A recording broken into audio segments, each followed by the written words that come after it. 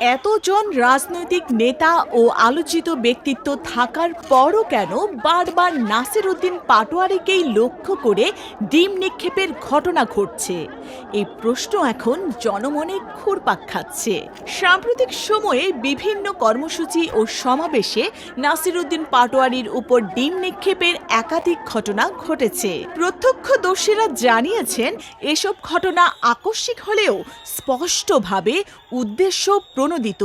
এতে করে রাজনৈতিক অঙ্গনে তৈরি হয়েছে নতুন করে আলোচনা ও বিতর্ক।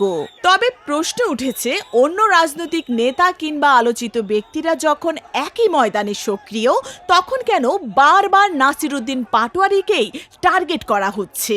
বিশ্লেষকদের মতে, নাসির উদ্দিন পাটোয়ারির সাম্প্রতিক রাজনৈতিক বক্তব্য, সামাজিক যোগাযোগ মাধ্যমে তার সক্রিয় ভূমিকা এবং কিছু বিতর্কিত মন্তব্য একটি নির্দিষ্ট মহলের অসন্তোষের কারণ হয়ে উঠতে পারে। তাদের মতে, এটি রাজনৈতিক প্রতিবাদ হলেও অশোভন কৌশল, যা গণতান্ত্রিক সংস্কৃতির সঙ্গে সাংঘর্ষিক। অন্যদিকে নাসির উদ্দিন পাটোয়ারির সমর্থকদের দাবি, এই ধরনের হামলা মতপ্রকাশের স্বাধীনতার উপর সরাসরি আঘাত করে। তারা বলছেন, পরিকল্পিতভাবেই তাকে হেয় প্রতিপন্ন করার উদ্দেশ্যে এমন কর্মকাণ্ড চালানো হচ্ছে। তারা আরও বলছেন, যুক্তির জবাব যুক্তি দিয়েই দেয়া উচিত। ভিন্নমত থাকতেই পারে, কিন্তু তার জবাব ডিম নিক্ষেপ দিয়ে হতে পারে না।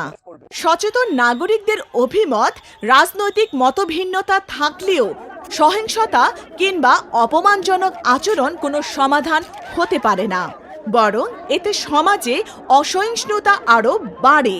এখন দেখার বিষয়, এসব ঘটনার পেছনে প্রকৃত কারণ কি এবং ভবিষ্যতে এই ধরনের ঘটনায় কি ব্যবস্থা নেওয়া হয়। তবে এই বিষয়টি ঘিরে রাজনৈতিক অঙ্গনে এখন নতুন আলোচনার জন্ম দিয়েছে।